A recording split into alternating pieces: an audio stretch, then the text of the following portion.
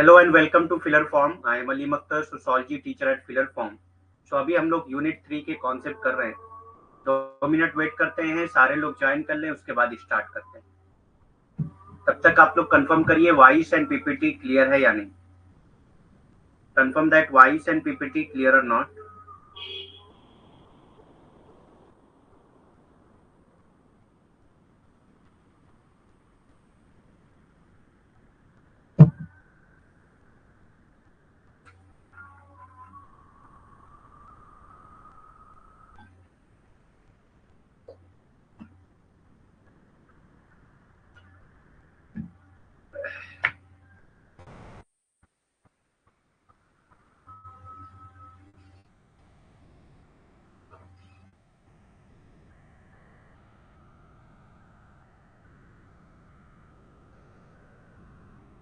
आस्था, क्या लिंग पहचान संक्रमण क्या होता है? देखिए, ऐसा कुछ वर्ड तो नहीं है। लिंग पहचान मतलब कि किसी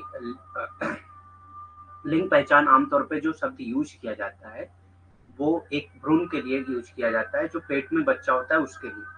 तो एक अपराध है ये लिंग पहचान करना। लेकिन आपने उसमें ऐड किया है संक्रमण। ठीक, तो ये संक्रमण तो नहीं हो सकता है। इसके साथ ये वर्ड तो मुश्किल है कि वो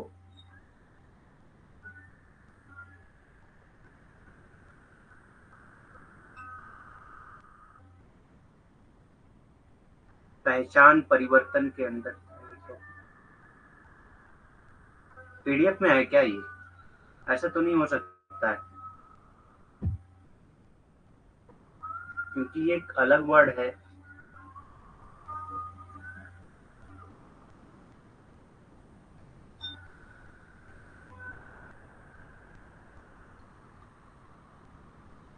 कहाँ पे ये वर्ड देखा है आपने, ये बताइए।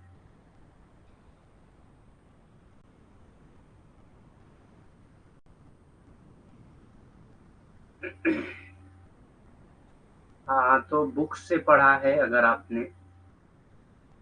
क्योंकि ये वर्ड तो नहीं हो सकता। लिंग पहचान संक्रमण। संक्रमण मतलब होता है कोई चीज फैलने वाली जो होती है, उसी को संक्रमण कहा जाता है। जैसे बहुत सारी बीमारियां होती हैं जो सरकमन सरकम क्या कहते हैं उसको, संक्रमण वाली बीमारियां होती हैं, यानी कि एक पर्सन से दूसरे पर्सन में ट्रांसफर होती है, एक व्यक्ति से दूसरे व्यक्ति में।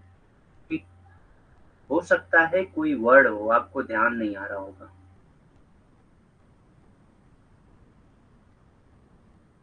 तो आप एक काम करिएगा, उसका स्क्रीनशॉट लेके अभी क्लास के बाद उसका एक फोटो लेके आप टेलीग्राम चैनल पे डाल दीजिएगा। मैं वहां पे देख लूंगा। अगर मुझे कुछ उसमें समझ में आएगा तो मैं आंसर कर दूंगा वहीं पे।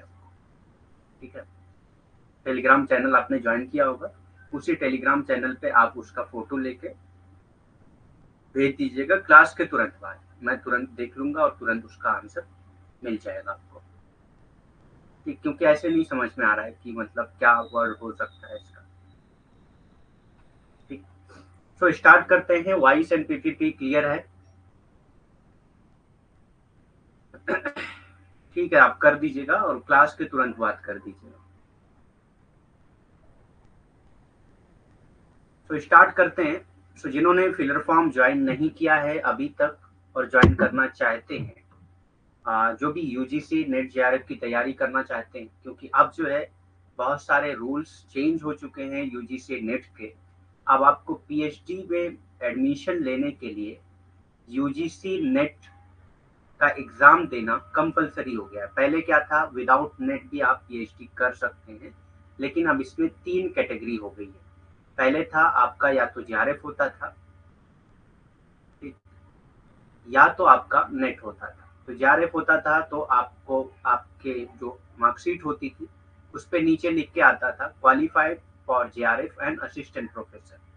ठीक, और अगर आपका नेट होता था तो qualified only for assistant professor, ये लिख के आता था। ठीक, अब ये 3 कैटेगरी हो जाएगी। अब ये 3 कैटेगरी हो जाएगी। लास्ट कैटेगरी आपकी होगी क्वालिफाइड फॉर पीएचडी एडमिशन। ठीक, तो अभी तक जिन्होंने पीएचडी में एडमिशन नहीं लिया है उनके लिए ये रूल बन चुका है कि अब आपको नेट का पेपर देना होगा और मिनिमम मार्क्स लाने होंगे जिससे आप पीएचडी के लिए एलिजिबल हो जाए। ठीक, तो आपका नेट भी नहीं हो रहा है, जेआरएफ भी नहीं हो रहा है। ठीक, लेकिन कुछ कैटेगरी ऐसी होगी, इसको मैं एक थोड़ा सा अच्छे से समझा देता हूँ आपको, क्योंकि ये बहुत ज्यादा इंपॉर्टेंट है आपके लिए। ठीक, जो पीएचडी में अभी तक एडमिशन नहीं लिए हैं उनके लिए बहुत ज्यादा इंपॉर्टेंट है। हाँ, सिक्रोल से एग्जाम में क्वेश्चन आते हैं। सिक्रोल पार्सन का है, इससे क्वेश्चन एग्जाम में आते हैं।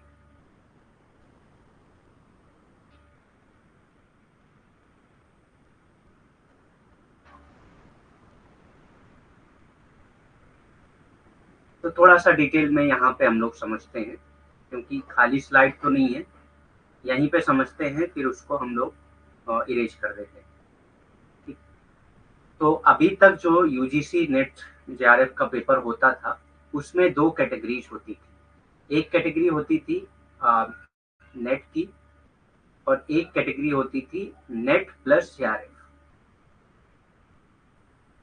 मतलब कि जिसका जेआरएफ होता था उसका नेट तो होता ही होता था, जेआरएफ हो गया यानी कि नेट भी आपका हो गया। ठीक, और एक होता था सिर्फ नेट, जिसमें आपको फेलोशिप नहीं मिलती थी लेकिन आप इसके इक्विवेलेंट थे, यानी कि दोनों लोग असिस्टेंट प्रोफेसर के लिए एलिजिबल हो जाते थे। ठीक, दोनों लोग असिस्टेंट प्रोफेसर के लिए एलिजिबल हो जाते थे। लेकिन अभी जो एनटीए ने बदलाव किया है वो क्या बदलाव किया है, अब 3 कैटेगरी जोड़ दिया है यूजीसी नेट जेआरएफ में। यूजीसी नेट जेआरएफ में 3 कैटेगरी जोड़ दिया है। एक जोड़ दिया है पीएचडी का, एक जोड़ दिया है पीएचडी का। ठीक, अब ये कैटेगरी कैसे जोड़ा है, सपोज करिए अगर नेट जेआरएफ की कट ऑफ जाती है 220, जेआरएफ की कट ऑफ अगर 220 जाती है तो जिनके भी 220 या 220 से एबव नंबर हैं वो क्वालिफाई कर जाते हैं जेआरएफ के लिए। ठीक, इनके जो इनका जो रिजल्ट होगा उस पर लिख के आएगा क्वालिफाइड फॉर जेआरएफ। ठीक, 1 मिनट चार्ज लगाना, 1 मिनट चार्ज लगा दूं उसके बाद।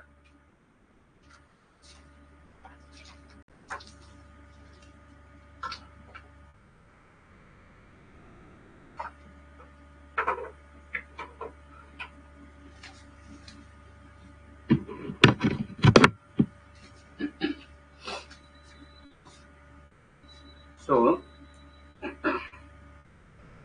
इसमें जो कैटेगरी हो गई है, मैंने बताया कि अगर आपका जेआरएफ होता है यानी कि 220 कट ऑफ जाती है और आपका जेआरएफ हो जाता है यानी कि 220 या एबव नंबर है आपके, तो लिख के आएगा कि qualified for JRF, qualified for JRF. ठीक, यानी कि junior research fellowship and assistant professor दोनों लिख के आता है। ठीक, उसके बाद दूसरा जो है, दूसरी कैटेगरी जो होगी, अगर आपका 220 से कम है, सपोज करिए 220 से कम और 200 से ऊपर जितने मार्क्स हैं, 200 से ऊपर और 220 से कम, ये नेट की कट ऑफ है। तो 220 से ऊपर जिनके नंबर होंगे या 220 से कम होंगे उनका लिख के आएगा qualified only for assistant professor, qualified only for assistant professor, यही लिख के आता है। ठीक, आमतौर पे अभी जो एग्जाम होते हैं हुए हैं उसमें यही लिख के आता है। ठीक,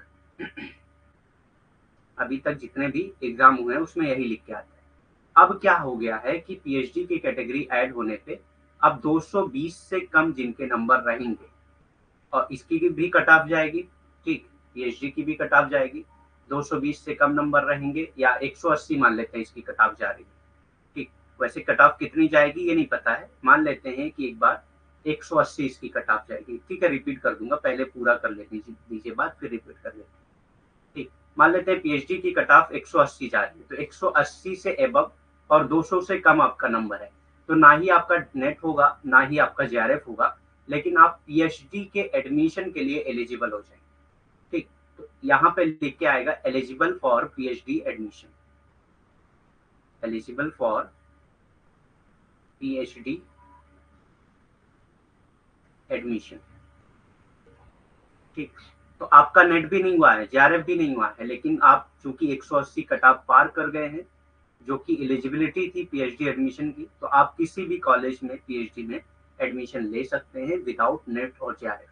जिनका नेट और जेआरएफ है वो पहले से एलिजिबल हो जाएंगे पीएचडी के लिए, लेकिन जिनका नेट भी नहीं हो रहा है, जेआरएफ भी नहीं हो रहा है, लेकिन उनके इतने मार्क्स हैं कि वो जो पीएचडी की कट ऑफ जा रही है वो पार कर ले जा रहे हैं, तो वो पीएचडी के लिए एलिजिबल हो जाएंगे। अब कट ऑफ गई है पीएचडी की 180 मान लेते हैं, 180 से कम नंबर है, तब क्या होगा, तब आप एलिजिबल नहीं होंगे पूरे किसी भी कॉलेज में एडमिशन लेने के लिए। पीएचडी में एडमिशन लेने के लिए किसी भी कॉलेज में अगर 180 से कम है तो एलिजिबल नहीं होंगे। 180 मैं इसलिए कह रहा हूँ कि 180 अगर कट ऑफ जाती है तो ठीक, ये मतलब फिक्स नहीं है कि हमेशा 180 से ऊपर ही लाना है आपको, कट ऑफ कितनी जाती है वो उस पर डिपेंड करता है। ठीक, अब इसको एक बार फिर से रिपीट करके मैं थोड़ा सा अच्छे से समझा देता हूँ इसको, क्योंकि क्लास तो डेली होती रहती है। थोड़ा सा ये चीजें आपके लिए बहुत ज्यादा इंपॉर्टेंट है, खासतौर से जिन्होंने अभी तक पीएचडी में एडमिशन नहीं लिया। तो आप में से मुझे लगता है बहुत से लोगों ने पीएचडी में एडमिशन नहीं लिया है। नहीं, इसी एग्जाम के बेस पे ही आपका पीएचडी में एडमिशन होगा, एंट्रेंस नहीं होगा। ये एग्जाम प्लस वाइवा इंटरव्यू।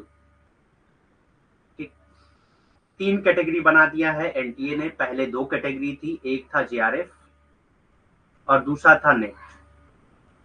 अब एनटीए ने 3 कैटेगरी बना दिया है, एक बना दिया है पीएचडी की, एक बना दिया पीएचडी की। अब सपोज करिए जेआरएफ की कट ऑफ जा रही है 220, तो 220 आपका नंबर है या 220 से एबव है तो आप जेआरएफ क्वालिफाई कर गए। अगर आपने जेआरएफ क्वालिफाई कर दिया मतलब कि आपका नेट क्वालिफाई भी हो गया। ठीक, जो भी जेआरएफ क्वालिफाई होता है वो नेट तो हो ही जाता है। ठीक, और प्लस आप एलिजिबल हो गए पीएचडी एडमिशन के लिए।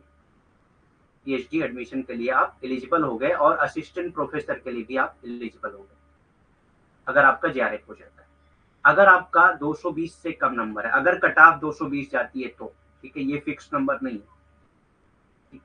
अब मान लेते हैं कट ऑफ जो गई है, यूनिवर्सिटी अलॉट नहीं होगी, मैं उसको समझा दे रहा हूँ अभी, पहले इसको हो जाने दीजिए, कैटेगरी आप समझ लीजिए, उसके बाद मैं समझा रहा हूँ। ठीक, तो अब जो है नेट की बारी आती है कि 220 से कम आपका नंबर है तो जेआरएफ तो नहीं हुआ आपका।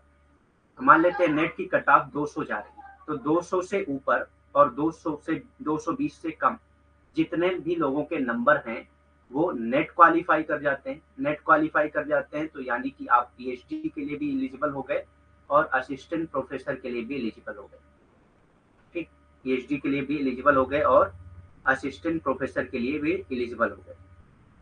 नेट का टोटल 300 नंबर का पेपर होता है, 150 क्वेश्चन होते हैं और 2 नंबर के 1 क्वेश्चन होते हैं, तो टोटल 300 नंबर के क्वेश्चन होते हैं। ठीक, अब 220 कट ऑफ मान लेते हैं जाती है नेट की, तो आपका नेट हो गया। नेट हो गया तो पीएचडी प्लस असिस्टेंट प्रोफेसर दोनों के लिए आप एलिजिबल हो गए, यानी कि आपका नेट क्वालिफाई हो गया, तो आप किसी भी यूनिवर्सिटी से पीएचडी कर सकते हैं या किसी भी असिस्टेंट प्रोफेसर का एग्जाम आप दे सकते हैं। ठीक, अब तीसरी कैटेगरी जो है, अगर आपका 200 से कम है तो ना ही आपका नेट हो रहा है ना ही आपका जेआरएफ हो रहा है, लेकिन सपोज करिए पीएचडी एंट्रेंस की जो कट ऑफ जा रही है वो 180 जा रही है, तो 180 और 200 के बीच में अगर आपका नंबर है तो आप पीएचडी एडमिशन के लिए एलिजिबल हो जाएंगे, लेकिन असिस्टेंट प्रोफेसर के लिए आप एलिजिबल नहीं होंगे। असिस्टेंट प्रोफेसर के लिए आप एलिजिबल नहीं होंगे, पीएचडी के लिए हो जाएंगे और किसी भी यूनिवर्सिटी में आप पीएचडी कर सकते हैं, इंडिया की किसी भी यूनिवर्सिटी में, अगर आपके 180 नंबर है जो कि एनटीए की कट ऑफ जा रही है। अगर 180 नंबर कट ऑफ जा रही है, लो भी जा सकती है हाई भी जा सकती है, कोई गारंटी नहीं है। ठीक, तो 180 या अगर हम लोग मान के चल रहे हैं 180 कट ऑफ जा रही है तो अगर आपका 180 या उससे एबव नंबर है तो आप पीएचडी के लिए एलिजिबल हो गए, यानी कि इंडिया की किसी भी यूनिवर्सिटी में आप जाके पीएचडी या किसी भी कॉलेज में आप जाके पीएचडी कर सकते हैं। अब मसला आता है उनका जिनका ना ही नेट हुआ ना ही जेआरएफ हुआ और ना ही 180 से 180 नंबर आया, यानी कि पीएचडी की जितनी कट ऑफ थी उतना नंबर नहीं आया उनका, तो ये नॉट एलिजिबल फॉर पीएचडी हो जाएंगे, यानी कि ये पीएचडी नहीं कर सकते। तो अब जो है नेट जेआरएफ के एग्जाम में भीड़ भी बढ़ेगी।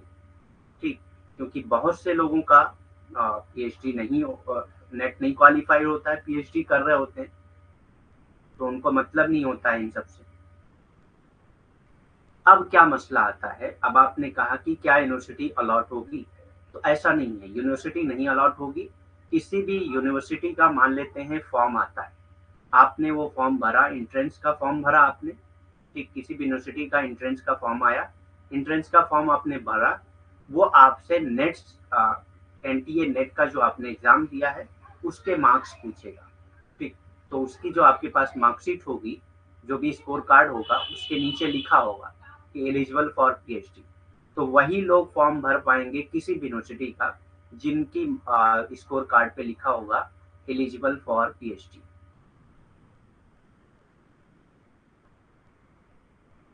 ठीक। और जिनके मार्कशीट पे नहीं लिखा होगा, आज जिनके स्कोर कार्ड पे नहीं लिखा होगा, वो फॉर्म ही नहीं भर सकते, वो उस यूनिवर्सिटी का फॉर्म ही नहीं भर सकते।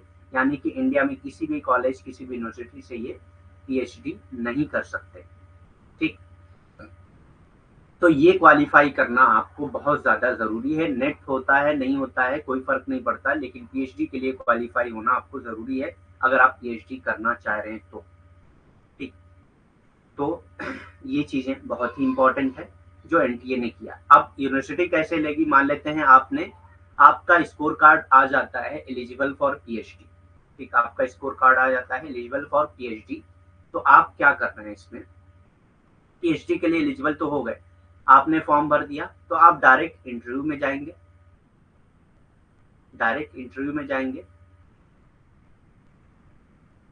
और वहां पे आपका ये जो पीएचडी वाला स्कोर कार्ड है एनटीए नेट का, वो काउंट होगा, प्लस आपका जो इंटरव्यू में मार्क्स आएगा वो काउंट होगा। दोनों काउंट करके रैंक बनेगी, उसी रैंक के हिसाब से आपका एडमिशन होगा या नहीं होगा वो डिसाइड किया जाएगा। वो यूनिवर्सिटी का अपना तरीका होगा डिसाइड करने का, ठीक। समझ में आ गया पूरा कैसे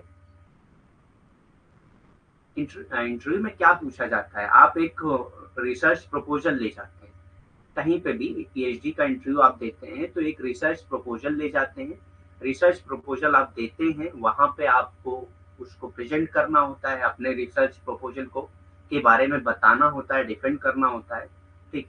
आप जब वो पूरा रिसर्च प्रपोजल एक्सप्लेन कर चुके होते हैं कि हाँ मुझको क्या करना है, कैसे करना है, ये सारी चीजें आप एक्सप्लेन कर चुके होते हैं, फिर आप क्या करते हैं, जब ये सारी चीजें आप एक्सप्लेन कर लेते हैं, तब आप जाके क्या करते हैं, जो भी वहां पे पैनल में जो टीचर्स बैठे होंगे, यानी कि जो भी प्रोफेसर या असिस्टेंट प्रोफेसर जो भी बैठे होंगे वहां पे पैनल में, जहाँ पे आपने पीएचडी के लिए अप्लाई किया है, इंटरव्यू पैनल में बहुत से लोग बैठे होंगे, ठीक। सो इंटरव्यू पैनल में जो लोग बैठे होते हैं वो आपके रिसर्च प्रपोजल से रिलेटेड ही क्वेश्चन करते हैं, ठीक। अगर आपने रिसर्च प्रपोजल से रिलेटेड क्वेश्चन का आंसर कर लिया तो वो दूसरे टॉपिक पे क्वेश्चन नहीं करते। जब आप रिसर्च प्रपोजल के अकॉर्डिंग कोई क्वेश्चन का आंसर नहीं कर पाते तो उनको मजबूरन जो है दूसरी टॉपिक पे आना पड़ता है, ठीक, कि क्या आपको बहुत बाकी चीजें पता है कि नहीं पता है, ठीक। अगर आप रिसर्च प्रपोजल के सारे आंसर दे लेते हैं तो जनरली यही होता है कि टॉपिक से बाहर इंटरव्यू में क्वेश्चन नहीं पूछे जाते हैं जो भी आपके रिसर्च प्रपोजल होते हैं। रिसर्च प्रपोजल लिखा कैसे जाता है इसका बहुत ही मतलब लेंदी तरीका है बताने का, तो आपको अभी नहीं बता सकते इसको, टाइम लगेगा उसमें बताने में, ठीक। उसका आधे एक घंटे की क्लास लग जाएगी। रिसर्च प्रपोजल कैसे लिखा जाता है ये बहुत लेंदी तरीका, यूट्यूब पे बहुत सारे तरीके दिए हुए हैं, आप देख सकते हैं। मैं अगर बताऊंगा तो उसमें आधे एक घंटे लग जाएगा।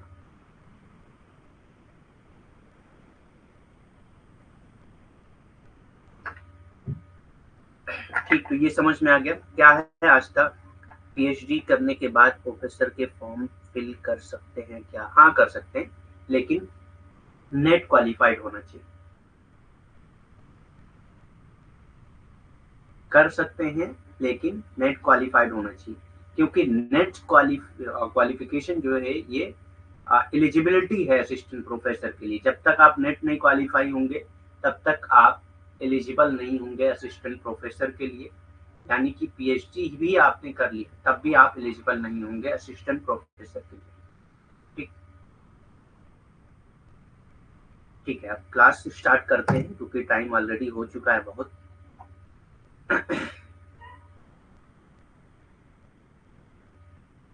तो हम लोगों ने कल वैल्यूज के बारे में पढ़ा था, आज हम लोग पढ़ेंगे नॉर्म्स के बारे में। ठीक, तो नॉर्म्स क्या होते हैं? In general parlance, the term norms refers to that which is most common or that which is normal। Norm क्या है?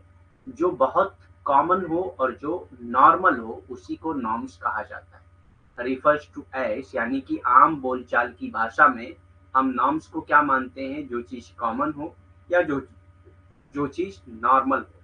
ठीक, आदर्श क्या होता है? सामान्य बोलचाल में आदर्श शब्द का अर्थ वो है जो सबसे समान हो या जो सामान्य माना जाता हो, यानी कि जो आम भाषा में यूज किया जाता हो। नहीं, पीएचडी में या पीएचडी के एंट्रेंस में, नेट जेआरएफ के एंट्रेंस में कोई भी नेगेटिव मार्किंग नहीं होती। ठीक, कहीं पे भी पीएचडी के एंट्रेंस में भी मतलब ये यूनिवर्सिटी के ऊपर है। मुझे लगता है कि कई यूनिवर्सिटियां हैं जहाँ पे नेगेटिव मार्किंग होती है, लेकिन नेट में, एनटीए नेट में कभी भी ये नेगेटिव मार्किंग नहीं होती। आपका गलत होता है तो एक भी नंबर नहीं कटेगा, सही होगा तो आपका 2 नंबर मिलेगा। ठीक, तो आपको पूरे क्वेश्चन करने हैं, यानी कि 150 क्वेश्चन होते हैं तो 150 क्वेश्चन पूरे अटेंड करने हैं, चाहे आपको आ रहा हो या नहीं आ रहा हो। ठीक, as such that which is normal, most common is not necessarily normative or shared expectation। ठीक, यानी कि जो चीज नॉर्मल हो या जो चीज ज्यादा कॉमन हो, जरूरी नहीं है कि वो शेयर्ड एक्सपेक्टेशन है, यानी कि आम सभी लोग उसको शेयर कर रहे हैं। इस प्रकार जो समान है, सबसे समान है, आवश्यक रूप से जरूरी नहीं है कि वो प्रमाणित हो या एक साझा अपेक्षा नहीं भी हो सकती। ठीक, तो देखते हैं हरलम्बस ने किस तरह से डिफाइन किया है नॉर्म्स को। एम हरलम्बस ने, इससे आपको समझ में आएगा नॉर्म्स असल है क्या। Defines it as a norm is a specific guide. क्या है? एक स्पेसिफिक गाइड है। नॉर्म्स क्या है? एक स्पेसिफिक गाइड है टू एक्शन, यानी कि किसी एक्शन के लिए एक स्पेसिफिक गाइड के तौर पे काम करता है norms. Acceptable and appropriate behaviour in particular situation, किसी पार्टिकुलर सिचुएशन में एक एक्सेप्टेबल, एक अप्रोप्रिएट बिहेवियर के लिए स्पेसिफिक गाइड प्रोवाइड करता है नॉर्म्स आपके एक्शन के लिए, यानी कि जो आप एक्शन कर रहे हैं उस एक्शन से रिलेटेड जो भी बिहेवियर है, ठीक, या एक्सेप्टेबल बिहेवियर है या अप्रोप्रिएट बिहेवियर है, जो भी एक्शन कर रहे हैं उस एक्शन से रिलेटेड जो भी बिहेवियर है वो क्या एक्सेप्टेबल बिहेवियर है, क्या अप्रोप्रिएट बिहेवियर है, इस चीज को बताता है नॉर्म्स। ठीक, एम हरलम्बस ने किस तरह से परिभाषित किया है आदर्श को? तो ये परिभाषित करते हैं आदर्श या मानदंड को कि मानदंड वो हैं जो विशेष स्थिति में स्वीकार है, यानी कि जो किसी विशेष स्थिति में स्वीकार होते हैं और उचित होते हैं। स्वीकार और उचित व्यवहार की कार्रवाई के लिए एक विशिष्ट मार्गदर्शिका होते हैं, यानी कि जो मानदंड होते हैं वो क्या होते हैं? एक विशिष्ट मार्गदर्शिता होते हैं, एक विशिष्ट मार्गदर्शिका होते हैं किसी भी कार्रवाई के लिए, और उस कार्रवाई से रिलेटेड जो भी व्यवहार है आपके, वो स्वीकार, कौन से व्यवहार स्वीकार होते हैं और उचित होते हैं, इस चीज को ये बताता है मानदंड। ठीक, इन सिंपल टर्म, अगर सिंपल टर्म में समझा जाए तो नॉर्म्स आर गाइडलाइंस। नॉर्म्स क्या है? एक गाइडलाइंस है which directs our conduct in particular situation, जो हमारे किसी सिचुएशन में, किसी पार्टिकुलर सिचुएशन में हमारे जो एक्शन होते हैं उसको डायरेक्ट करता है, यानी कि एक गाइडलाइन है, उसी गाइडलाइन के अकॉर्डिंग हम कोई भी एक्शन करते हैं। ठीक, सरल शब्दों में कहें तो मानदंड जो है एक दिशा निर्देश है जो विशेष स्थिति में हमारे आचरण को निर्देशित करता है। ठीक, तो मानदंड क्या है? एक दिशा निर्देश है जो विशेष स्थिति में हमारे आचरण को निर्देशित करता है। ठीक, they are similar to rules and regulations in being prescriptive। they are similar to rules and regulation in being prescriptive although they lack the formal status of rules। ठीक, यानी कि जैसा कि रूल्स एंड रेगुलेशन होते हैं, rules and regulation के according आप action करते हैं, तो जैसे रूल्स एंड रेगुलेशन होते हैं उसी के सिमिलर नॉर्म भी हैं, लेकिन ये रिटन रूल्स एंड रेगुलेशन नहीं होते। तो एक तरह से कह सकते हैं आप कि informal rules and regulation, informal rules and regulation जो होते हैं वो नॉर्म्स कहलाते हैं। ठीक, वे आदेशनात्मक होने में नियमों और विनियमों के समान होते हैं। यानी कि आदेशनात्मक होने में ये जो होते हैं मानदंड, ये नियमों और विनियमों के समान होते हैं, लेकिन नियम और विनियम जो है ये लिखित होते हैं और जो मानदंड होते हैं वो लिखित नहीं होते हैं। हालांकि उनमें नियमों की औपचारिकता स्थिति का अभाव है, यानी कि ये फॉर्मल नहीं होते हैं, इनफॉर्मल होते हैं। ठीक, अनौपचारिक होते हैं ये मानदंड। क्या होते हैं? अनौपचारिक होते हैं, जबकि नियम और विनियम जो है वो औपचारिक होते हैं।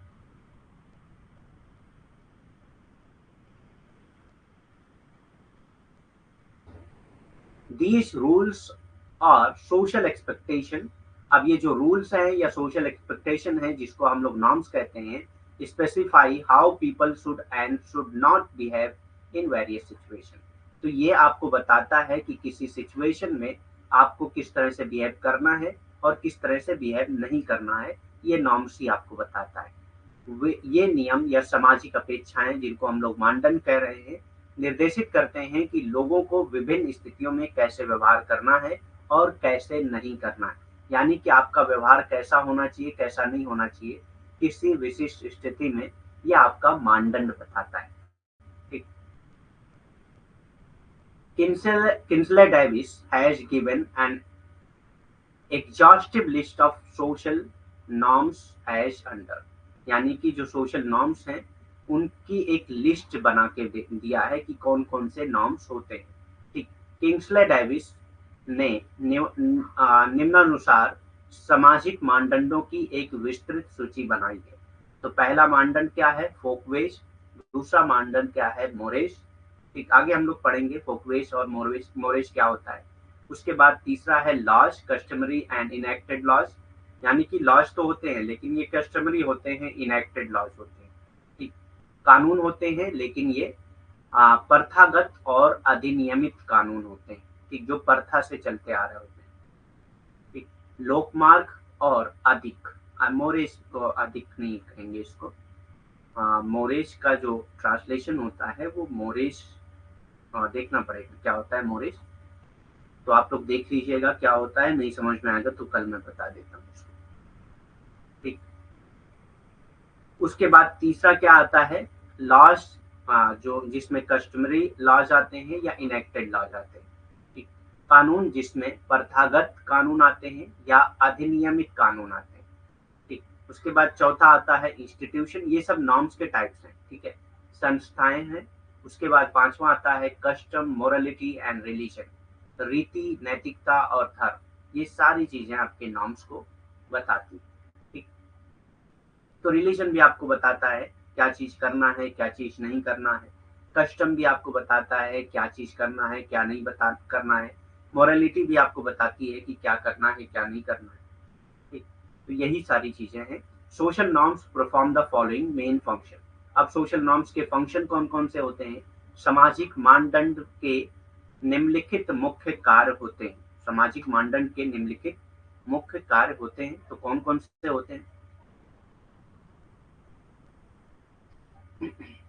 तो the process by which norms and other behavioral regulation are transformed into personality elements is called socialization.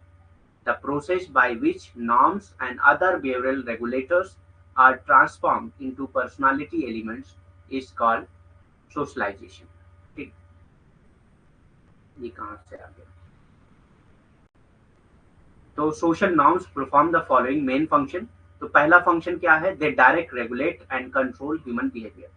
तो ये डायरेक्ट करते हैं, रेगुलेट करते हैं और कंट्रोल करते हैं ह्यूमन बिहेवियर को। वे मानव व्यवहार को निर्देशित, विनियमित और नियंत्रित करते हैं। पहला मानदंड का कार्य यही होता है। ठीक, दूसरा कार्य क्या होता है? They help in satisfying our social need. हमारी सोशल नीड को पूरा करने में नॉर्म्स हमारी मदद करते हैं। मानदंड हमारी सामाजिक आवश्यकताओं को पूरा करने में सहायता करते हैं। ठीक, तीसरा क्या है, they help in establishing social order by mitigating tension and conflict in society. यानी कि ये सोशल ऑर्डर को इस्टेब्लिश करते हैं सोसाइटी में, क्या करके, मिटिगेटिंग टेंशन यानी कि टेंशन को कम करके या कॉन्फ्लिक्ट को कम करके सोसाइटी से आपकी हेल्प करते हैं सोशल ऑर्डर मेंटेन करने में। वो समाज में तनाव और संघर्ष को कम करके सामाजिक व्यवस्था स्थापित करने में मदद करते हैं। तो मानदंड ही है जो समाज में तनाव और संघर्ष को कम करके सामाजिक व्यवस्था बनाए रखने में मदद करते हैं। चौथा कार्य क्या है नॉर्म्स का, they act as measuring scale to evaluate social behaviour. एक मेजरिंग स्केल के तौर पे काम करते हैं, क्योंकि ये बता देता है कि कौन सा बिहेवियर सही है, कौन सा गलत है। तो आप ये नॉर्म्स के जरिए पता लगा सकते हैं कि कौन सा बिहेवियर सही है, कौन सा गलत है। यानी कि सोशल बिहेवियर को इवेल्युएट करने के लिए नॉर्म्स एक मेजरिंग स्केल के तौर पे काम करता है। ठीक, तो आपसे क्वेश्चन पूछता है, it is a measuring scale to evaluate social behaviour. तो उसमें नॉर्म्स दिया हुआ है, वैल्यूज दिया हुआ है, तो आप ऑप्शन टिक करेंगे नॉर्म्स। ठीक, वो सामाजिक व्यवहार का, यानी कि जो मानदंड है वो सामाजिक व्यवहार का मूल्यांकन करने के लिए मापक के रूप में कार्य करता है। एक सामाजिक व्यवहार का मूल्यांकन करने के लिए मापक के रूप में कार्य करता है। They act as ideals and objectives in certain situation। ये किसी सिचुएशन में ऑब्जेक्टिव या आइडियल्स के तौर पे काम करते हैं। ठीक, वे कुछ परिस्थितियों में आदर्श और उद्देश्यों के रूप में कार्य करते हैं। दे हेल्प इन प्रिडिक्टिंग बिहेवियर। ये बिहेवियर को प्रिडिक्ट करने में मदद करते हैं। आप पहले से, अगर आपको नॉर्म्स के बारे में पता है, तो कोई आदमी किसी सिचुएशन में अगर जा रहा है तो आपको पहले से पता होगा कि वो आदमी उस सिचुएशन में कैसे कार्य करेगा, क्योंकि आपको पता है कि नॉर्म्स ने जो कार्य बताया है वही कार्य वो भी करेगा, वही बिहेवियर वो भी अपनाएगा। ठीक, तो ये बिहेवियर को प्रेडिक्ट करने में भी मदद करते हैं। ये व्यवहार की भविष्यवाणी करने में भी मदद करते हैं कि किसी व्यक्ति का व्यवहार किस स्थिति में, किस परिस्थिति में कैसा होगा, ये आप भविष्यवाणी कर सकते हैं, क्योंकि आपको पता है कि मानदंड जो है वो किस तरह के व्यवहार की अनुमति देता है। तो आप एक तरह से प्रिडिक्शन कर सकते हैं कि उस व्यक्ति का व्यवहार कैसा होगा। ठीक, उसके बाद आता है रूल्स। तो नॉर्म्स के बाद आता है रूल्स, यानी कि नियम। Rules that define acceptable and appropriate action. तो ये भी क्या है, एक्सेप्टेबल और अप्रोप्रिएट एक्शन है with in a given group और कम्युनिटी। किसी गिवन ग्रुप या कम्युनिटी में एक अप्रोप्रिएट एक्शन या एक्सेप्टेबल एक्शन है, नॉर्म की तरह है, लेकिन ये क्या होता है, ये रिटन होता है। दस गाइडिंग ह्यूमन बिहेवियर, तो ये भी गाइड करते हैं ह्यूमन बिहेवियर को। तो रूल्स और नॉर्म्स में बस इतना फर्क है कि ये फॉर्मल होते हैं और नॉर्म्स इनफॉर्मल होते हैं। ठीक, नियम जो स्वीकार होते हैं और उचित कार्यों को परिभाषित करते हैं। ठीक, स्वीकार और उचित कार्यों को परिभाषित करते हैं, उसी को नियम कहा जाता है। और ये किसी भी दिए गए समूह या समुदाय के भीतर होते हैं। किसी भी दिए गए समूह या समुदाय के भीतर स्वीकार्य कार्य कौन से हैं या उचित कार्य कौन से हैं उसको बताता है। ठीक, इस प्रकार मानव व्यवहार का मार्गदर्शन करना होता है, यानी कि ये एक तरह से मानव व्यवहार का मार्गदर्शन करते हैं। ठीक, they consist of what we do. इसमें क्या होता है, हम क्या करते हैं, व्हाट वी बिलीव, हम किस बात पे विश्वास रखते हैं, अदर्स डू, दूसरे क्या करते हैं, एंड व्हाट वी बिलीव, हम किस पे विश्वास रखते हैं, दूसरे किस पे विश्वास रखते हैं। ठीक, what we believe others approve of and expect us to do. यानी कि हम किस बात पे बिलीव करते हैं कि दूसरे लोग इस बात को अप्रूव करेंगे, इस बात को मानेंगे और उसको एक्सपेक्ट करेंगे। लोग हमसे क्या एक्सपेक्टेशन रखते हैं, इन सारी चीजों को रूल्स में बताया जाता है। ठीक, उनमें ये शामिल होता है कि हम क्या करते हैं और हम किस चीज को मानते हैं, यानी कि किस चीज पे विश्वास रखते हैं। दूसरे क्या करते हैं ये भी हम देखते हैं। ठीक, इसमें नियम में, ठीक, कि दूसरे क्या कर रहे हैं और हम ये बात का विश्वास रखते हैं, हम इस बात को मानते हैं कि दूसरे जो है उनके बारे में क्या सोचते हैं, उनके बारे में क्या, उसका दूसरों का उनके प्रति क्या अनुमोदन है और वो हमसे क्या अपेक्षा रखते हैं। ठीक, ये सारी चीजें नियम में आ जाती हैं। ठीक, नेक्स्ट आता है हैबिटस, यानी कि आदत। तो हैबिटस का कॉन्सेप्ट किसने दिया था ये आप बताइए। पहले हम लोग पढ़ चुके हैं थिंकर्स के उसमें। ठीक, हैबिटस का कॉन्सेप्ट किसने दिया था ये आपको बताना है। In sociology habitus is the way that people perceive and response to the social world. Habitus एक तरीका है जिसको लोग परसीव करते हैं और सोशल वर्ल्ड को रिस्पॉन्स करते हैं। दे इनहैबिट, दे मतलब वो इसको इनहैबिट करते हैं, अपने हैबिट में शामिल करते हैं, by way of their personal habit, अपनी एक पर्सनल हैबिट बना लेते हैं, इसको पर्सनल स्किल बना लेते हैं, पर्सनल डिस्पोजिशन बना लेते हैं और अपना पर्सनल कैरेक्टर बना लेते हैं, वही उनका हैबिटस कहलाता है। ठीक, आदत क्या है? समाज शास्त्र में आदत वो तरीका है जिसे लोग अपनी व्यक्तिगत आदतों, अपनी व्यक्तिगत कौशल, अपनी व्यक्तिगत चरित्र के स्वभाव के माध्यम से जिस सामाजिक दुनिया में रहते हैं उसका अनुभव करते हैं और उस पर प्रतिक्रिया करते हैं। यानी कि उसका अनुभव करके उस पर प्रतिक्रिया करते हैं। यस, बार्डुआ ने ही दिया है आदत या हैबिटस का कॉन्सेप्ट। ठीक, तो किसी भी समाज में जो नॉर्म्स, रूल्स, रेगुलेशन है, ये सारी चीजें हैबिटस में आ जाती हैं। ठीक, habitus is a concept developed by Pierre Bourdieu and refers to the norms, values, attitude। तो ये देखिए habitus में क्या क्या चीजें आ जाती हैं? norms आ जाती हैं, values आ जाती हैं, attitudes आ जाते हैं, and behaviors of a particular social group। एक particular social group का क्या behavior होगा, क्या attitude होगा, क्या value होगी, क्या norms होंगे, ये सारी चीजें habitus में आ जाती हैं। और habitus का concept पियर बार्डुआ ने डेवलप किया था, ये हम लोग पहले भी पढ़ चुके हैं। हैबिटस पियर बार्डुआ द्वारा विकसित एक अवधारणा है।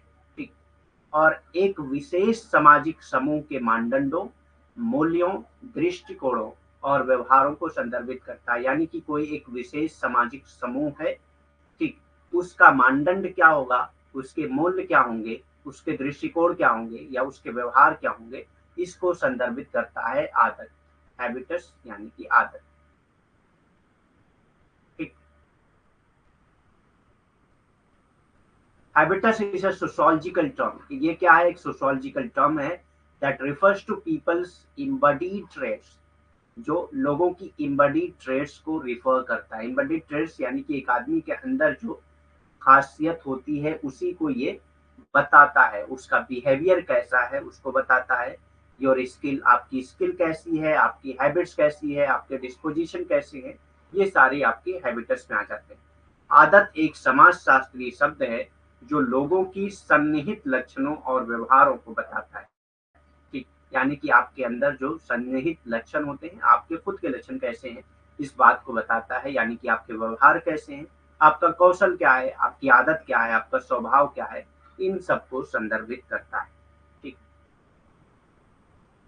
these habits, skills and disposition are learned through socialization। अब ये जो हैबिट्स, स्किल्स एंड डिस्पोजिशन है, ये कैसे सीखे जाते हैं? ये सोशलाइजेशन के जरिए सीखे जाते हैं। And are so ingrained in our identities that they feel completely natural. और ये इतना हमारे अंदर जुड़ जाते हैं, ये हैबिट्स जो है, यानी कि norms, values, skills, habit, disposition, ये सारी चीजें हमारे अंदर ऐसे बैठ जाती हैं जैसे ये नेचुरल है, जैसे बचपन से ही हमारे अंदर है। ठीक, ये आदतें, कौशल और स्वभाव समाजीकरण से माध्यम से सीखे जाते हैं और ये हमारी पहचान में इस कदर शामिल हो जाते हैं कि ये पूरी तरह से स्वाभाविक महसूस करते हैं। ये हमारी पहचान में इस तरह से शामिल हो जाते हैं कि पूरी तरह से स्वाभाविक महसूस करते हैं। ठीक, यानी कि लगता है कि ये पहले से ही, बचपन से ही हमारे पास है। उसके बाद नेक्स्ट कॉन्सेप्ट आता है एजेंसी। एजेंसी की बात किसने किया है? हम लोगों ने थिंकर में पढ़ा है agency and structure. Agency is a phrase used by an, अच्छा मैंने पहले ही बता दिया इसको। ठीक, तो agency is a phrase used by Anthony Giddens to describe human behaviour. Human behaviour को डिस्क्राइब करने के लिए एंथनी गिडन ने एजेंसी फ्रेज का इस्तेमाल किया है। That has the potential to affect social arrangement. यानी कि ऐसा ह्यूमन बिहेवियर जो जिसके अंदर इतनी ताकत होती है कि वो सोशल अरेंजमेंट को अफेक्ट डाल सकता है, सोशल अरेंजमेंट के ऊपर इफेक्ट डाल सकता है वाया इट्स इंटेंशनल और अनफोर्सीन रिपरकशन। यानी कि अपने इंटेंशनल या अनफोर्सीन रिपरकशन के जरिए वो जो भी सोशल अरेंजमेंट है उस पर असर डाल सकता है। एजेंसी मानव व्यवहार का वर्णन करने के लिए एंथनी गिडन द्वारा उपयोग किए जाने वाला एक वाक्यांश है, जिसमें जानबूझकर या अप्रत्याशित नतीजों के माध्यम से ठीक सामाजिक व्यवस्था को प्रभावित करने की क्षमता होती है। ठीक, यानी कि आप जानबूझकर या अप्रत्याशित नतीजों के माध्यम से इसके अंदर जो आपका व्यवहार है उसके अंदर क्षमता होती है कि वो सामाजिक व्यवस्था को प्रभावित कर दें। ठीक, इसी को बताने के लिए, इसी व्यवहार को बताने के लिए, इसी व्यवहार का वर्णन करने के लिए एंथनी गिडन ने एजेंसी का शब्द इस्तेमाल किया है, एजेंसी का फ्रेज इस्तेमाल किया है। In addition to possessing the potential to change structure, यानी कि एक एजेंसी के पास पोटेंशियल होती है स्ट्रक्चर को चेंज करने के लिए, लेकिन उसके साथ साथ the agency also has the impact of replicating that, यानी कि एजेंसी के पास ये ताकत होती है कि वो जो है उसको रिप्लिकेट कर सकते हैं, यानी कि उसको स्ट्रक्चर को बदल सकते हैं। ठीक, संरचनाओं को बदलने की क्षमता रखने के अलावा एजेंसी के पास उनकी नकल करने का भी प्रभाव होता है, यानी कि वो उसको रिप्लिकेट कर सकते हैं, उसकी नकल कर सकते हैं, स्ट्रक्चर की नकल कर सकते हैं, उसको रिप्लिकेट कर सकते हैं। ठीक, अकॉर्डिंग टू गिडन, गिडन क्या कहते हैं एजेंसी के बारे में? The agency is any human action, agency क्या है?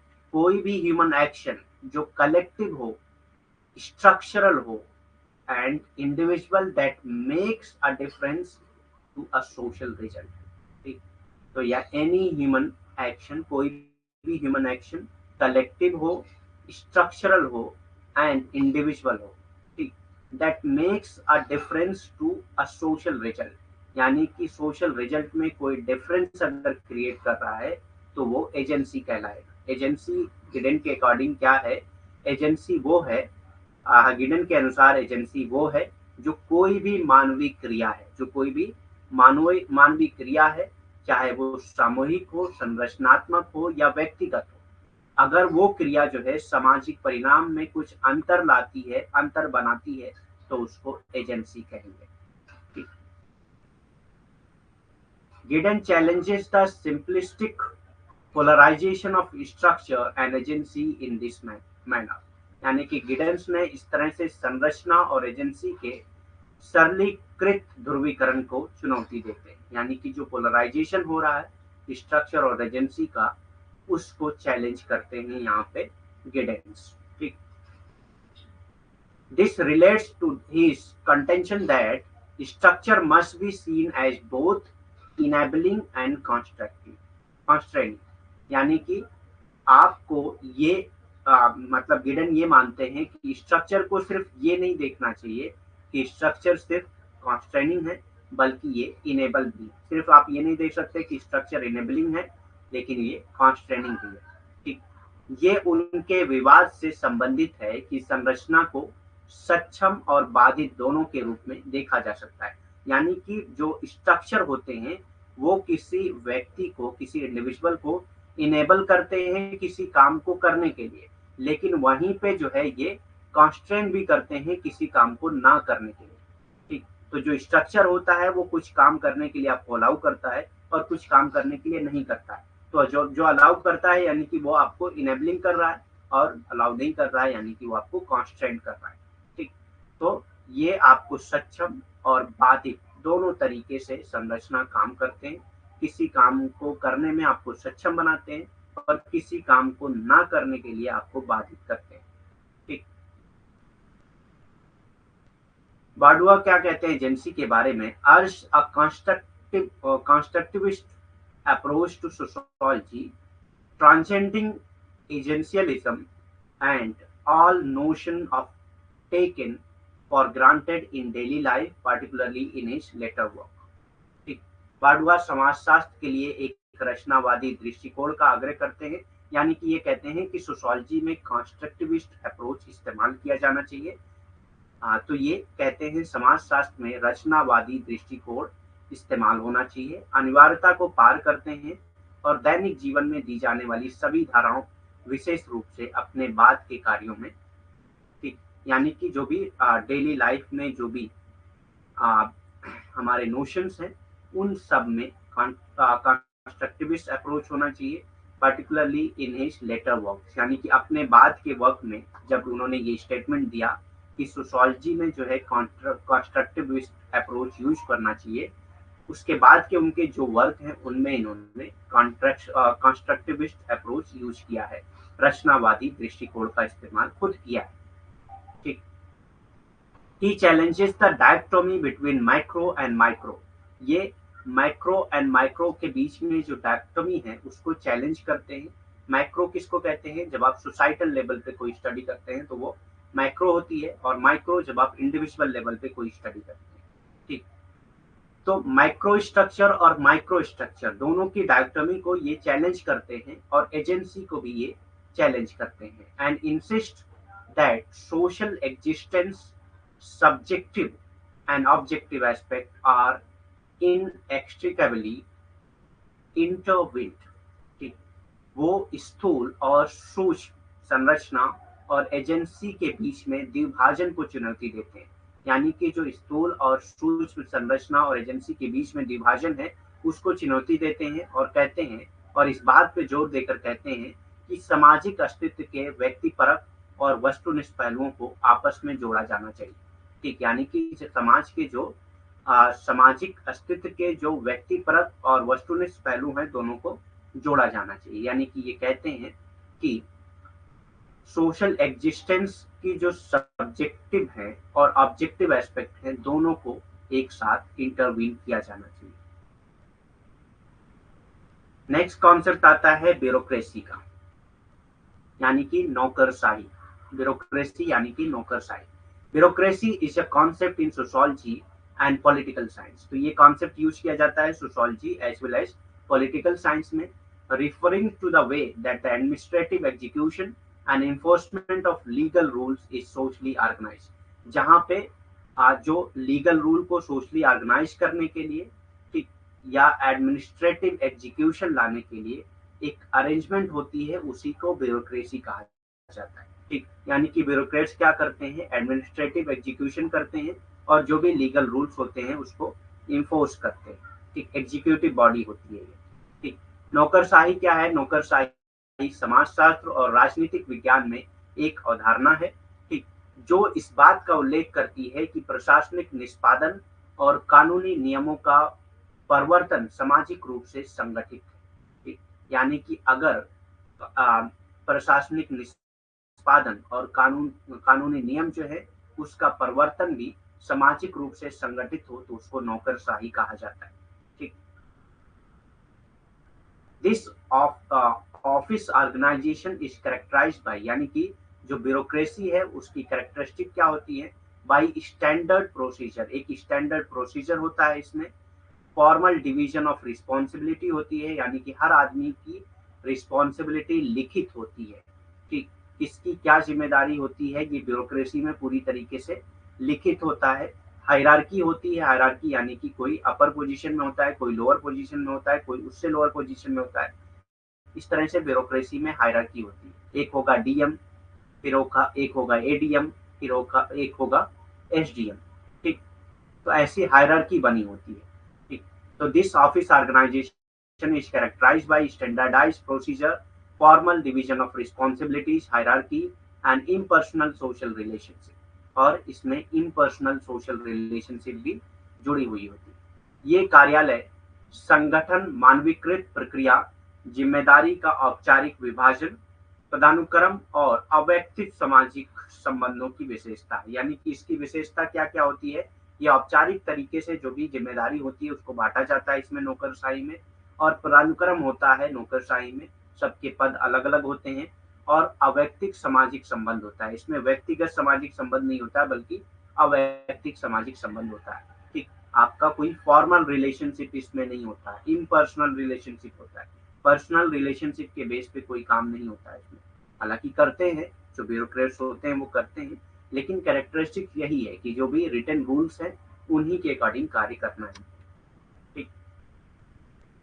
ब्यूरोक्रेसीज हैव 4 की कैरेक्टरिस्टिक। ब्यूरोक्रेसीज की 4 की कैरेक्टरिस्टिक्स हैं जो एग्जाम में पूछी जाती है। कि ब्यूरोक्रेसी की कैरेक्टरिस्टिक क्या है, नौकरशाही के विशेषताएं क्या है। तो पहला है अ क्लियर हायरार्की। इसमें क्लियर हायरार्की होती है, कौन डीएम होगा, कौन एडीएम होगा, कौन एसडीएम होगा, ये क्लियर तरीके से बताया होता है। और कौन सबसे ऊंची पोस्ट पे है, कौन उससे लोअर पोस्ट पे है, कौन उससे लोअर पोस्ट पे है, ये भी बताया होता है। एक स्पष्ट पदानुक्रम होता है इसमें, ठीक, स्पष्ट तरीके से इसमें पद का पदानुक्रम होता है, कौन किस क्रम में होगा ये बताया जाता है। स्पेशलाइजेशन होता है, हर आदमी जो है हर काम नहीं कर पाएगा नौकरशाही में, ब्यूरोक्रेट्स में। जिसका जिसमें स्पेशलाइजेशन होगा, जिस चीज के लिए क्वालिफाई किया होगा, वो वही काम करेगा, ठीक। A clear division of labour, एक क्लियर डिवीजन ऑफ लेबर होता है, कौन क्या काम क्या करेगा, ये पूरी तरीके से इसमें स्पष्ट तरीके से बताया होता है। श्रम का स्पष्ट विभाजन होता है, कौन क्या काम करेगा ये स्पष्ट तरीके से विभाजन करके बताया जाता है। And set of formal rules, इसमें फॉर्मल रूल्स होते हैं जिसके अकॉर्डिंग कार्य करना होता है। और स्टैंडर्ड ऑपरेटिंग प्रोसीजर, एक फॉर्मल रूल या स्टैंडर्ड ऑपरेटिंग प्रोसीजर होता है, इसमें उसी के अकॉर्डिंग इनको जो ब्यूरोक्रेट्स होते हैं, नौकरशाह होते हैं, उनको काम करना होता है। औपचारिक नियमों या मानक संचालन प्रक्रियाओं का एक सेट होता है, जिसके द्वारा जो है जो नौकरशाह होते हैं वो अपना कार्य करते हैं। फंक्शन ऑफ ब्यूरोक्रेसी, नौकरशाही के कार्य क्या होते हैं। Bureaucrats fulfil important roles including implementing laws. तो ये बहुत सारे इंपॉर्टेंट रोल फुलफिल करते हैं, जैसे लॉ का इम्प्लीमेंटेशन कौन करता है, ब्यूरोक्रेट्स करते हैं। नौकरशाह महत्वपूर्ण भूमिकाओं को पूरा करते हैं, जिसमें शामिल है कानून को लागू करना। तो कानून को बनाने वाला कौन है, लेजिस्लेचर है, लेकिन कानून को लागू करने वाला एग्जीक्यूटिव बॉडी होती है, यानी कि जो नौकरशाही होते हैं, ठीक। Making and enforcing rules when legislative prescription are vague, and settling disputes as court would through administrative adjudication, यानी कि एडमिनिस्ट्रेटिव एडजुडिकेशन के जरिए ये रूल्स एंड रेगुलेशन को आप इन्फोर्स करते हैं, यानी कि उसको लागू करते हैं। विधायी नुस्खे स्पष्ट होने पर नियम बनाना और लागू करना, और प्रशासनिक अधिनियम के माध्यम से विवादों को सुलझाना, जैसा कि अदालतें करती हैं, ठीक। तो ये भी ऐसा कार्य करते हैं कि जो विवाद हैं उसको भी सुलझाते हैं और जो नियम है उसको स्पष्ट रूप से लागू करते हैं, ठीक। ये नौकरशाह के कुछ काम है। उसके बाद आता है पावर, ठीक। पावर यानी कि शक्ति। पावर क्या होता है, पावर किसने कॉन्सेप्ट दिया था इसका, वेबर ने बात किया है पावर की, ठीक, मैक्स वेबर ने। Power is a term drive from the Latin word portray, ठीक। तो पावर क्या है, एक लैटिन वर्ड से आता है, लैटिन वर्ड से निकला हुआ एक वर्ड है, जो लैटिन वर्ड क्या है, पोट्रे है।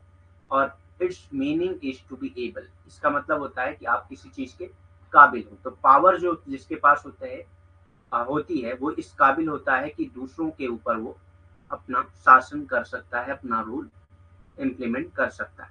शक्ति लैटिन शब्द का पोट्रे से लिया गया है शब्द है, और इसका अर्थ है सक्षम होना। तो जिसके पास पावर होती है वो सक्षम होता है बहुत सारे कार्य करने के लिए, ठीक। जैसे आप कहते हैं ना कि मेरे पास ये पावर है ये काम करने के लिए। As per the popular sociologist Max Weber, तो मैक्स वेबर ने कैसे डिफाइन किया पावर को, power is the ability to create the desired result. एक डिजायर्ड रिजल्ट को क्रिएट करने की एक एबिलिटी होती है जिसके पास पावर होता है। जिसके पास पावर होता है वो जैसा चाहता है, जिस तरह से रिजल्ट चाहता है उस तरह से उसको रिजल्ट पा सकता है। Even when other are against it, अगर दूसरे इसके अगेंस्ट हैं तब भी वो अपनी पावर का इस्तेमाल करके वो रिजल्ट ला सकता है। ये मैक्स वेबर की डेफिनेशन है। इससे अब टॉपिक लिख दिया करिए, जब इससे पूछिए कि इससे कौन सा क्वेश्चन आएगा तो टॉपिक लिख दिया करिए। लोकप्रिय समाजशास्त्री मैक्स वेबर के अनुसार शक्ति वांछित परिणाम पैदा करने की क्षमता रखता है।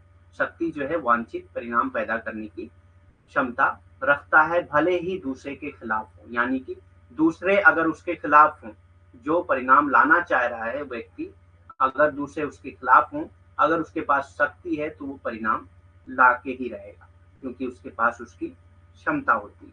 ठीक, अगर आप ब्यूरोक्रेसी से पूछ रहे हैं कि किस तरह से क्वेश्चन आएंगे, बताइए, ब्यूरोक्रेसी से पूछ रहे हैं या पावर से?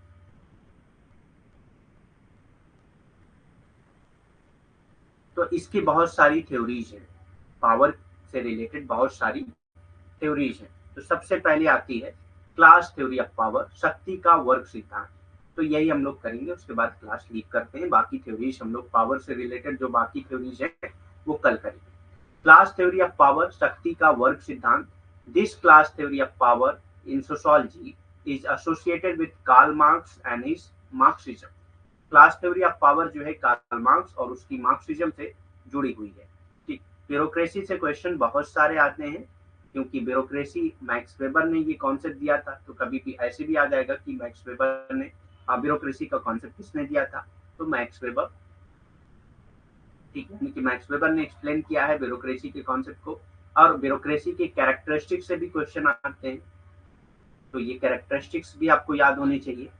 ठीक, और ऐसे डायरेक्ट क्वेश्चन भी पूछ लेता है कि ब्यूरोक्रेट्स के फंक्शन कौन से हैं, तो उनके फंक्शन भी आपको याद होना चाहिए। फंक्शन से भी क्वेश्चन पूछे जाते हैं, जैसे फंक्शन आपसे पूछ लिया और ऑप्शन दे दिया इन्फोर्समेंट ऑफ लॉज, ठीक, इम्प्लीमेंटेशन ऑफ लॉज, इस तरह के क्वेश्चन है तो आप ऑप्शन आप यही टिक कर सकते हैं।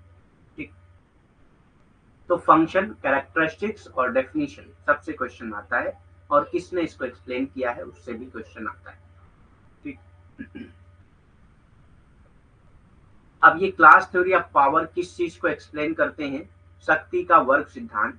समाजशास्त्र में शक्ति का वर्ग सिद्धांत कार्ल मार्क्स और उनके मार्क्सवाद से जुड़ा हुआ है।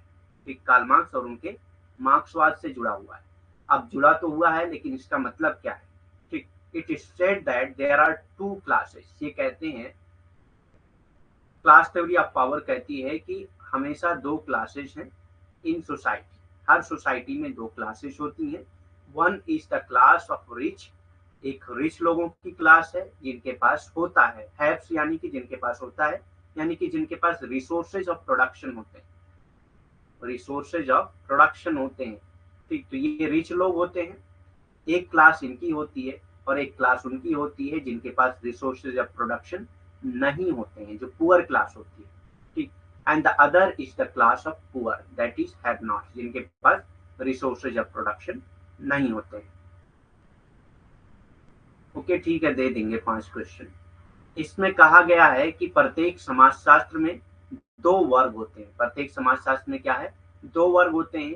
एक है अमीरों का वर्ग और दूसरा है गरीबों का वर्ग। एक है अमीरों का वर्ग और दूसरा है गरीबों का वर्ग। तो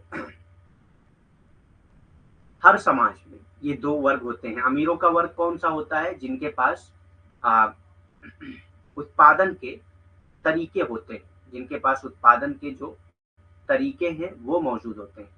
एक तरीके में बहुत सारी चीजें आ जाती हैं, मशीन भी आ जाती हैं, श्रम भी आ जाते हैं, पैसे भी आ जाते हैं, सारी चीजें हो जाती हैं। उत्पादन के माध्यम होते हैं, आप कह सकते हैं।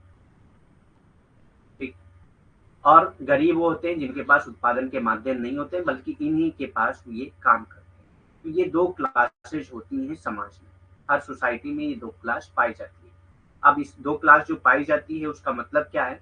The rich class is dominant class, और जो रिच क्लास होती है वो डोमिनेंट क्लास होती है, यानी कि जो रिच क्लास है उसी के पास पावर होती है, क्योंकि ये डोमिनेंट क्लास होती है economically and owns the means of production. ये इकोनॉमिकली डोमिनेंट होते हैं क्योंकि इनके पास पैसा बहुत होता है और ये मीन्स ऑफ प्रोडक्शन को ओन करते हैं। They also possess social, political and ideological power. और चूंकि इनके पास पैसा है, इनके पास मीन्स ऑफ प्रोडक्शन है, तो इनके पास सोशल पावर भी होती है, पॉलिटिकल पावर भी होती है और आइडियोलॉजिकल पावर भी होती है। पैसे की वजह से, मीन्स ऑफ प्रोडक्शन की ओनरशिप की वजह से इनके पास सारी पावर होती है सोसाइटी में। This power help them to maintain their dominance. अपने डोमिनेंस को बनाए रखने के लिए, अपने वर्चस्व को बनाए रखने के लिए ये इस पावर का इस्तेमाल करते हैं। ठीक, तो ये हो गई क्लास थ्योरी ऑफ पावर। अमीर वर्ग आर्थिक रूप से प्रभावशाली वर्ग होते हैं। जो भी अमीर लोग होते हैं वो आर्थिक रूप से प्रभावशाली वर्ग होते हैं और उत्पादन के साधनों के मालिक होते हैं। उत्पादन के साधनों के मालिक होते हैं। उनके पास समाज में सामाजिक, राजनीतिक और वैचारिक शक्ति होती है, क्योंकि ये वर्ग ये जो है, ये वर्ग जो होता है ये आर्थिक रूप से प्रभावशाली होता है। इसी वजह से इनके पास सामाजिक शक्ति भी होती है, राजनीतिक शक्तियाँ भी होती हैं और वैचारिक शक्तियाँ भी होती हैं, और ये उसी शक्ति का इस्तेमाल करते हैं अपने प्रभुत्व को बनाए रखने में। ठीक, अपने प्रभुत्व को बनाए रखने में ये उसी शक्ति का इस्तेमाल करते हैं। ठीक, तो ये था class theory of power. Pluralistic theory of power कल हम लोग करेंगे। बाकी कोई भी क्वेश्चन है आपका तो कर सकते हैं, any question you can ask.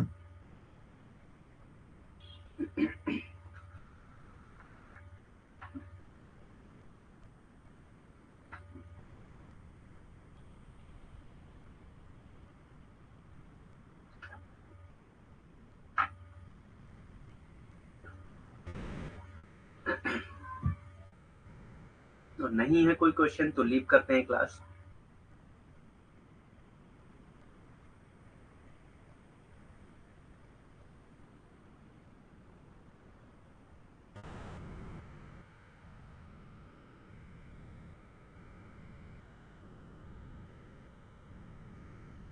ठीक है, thank you very much, good night.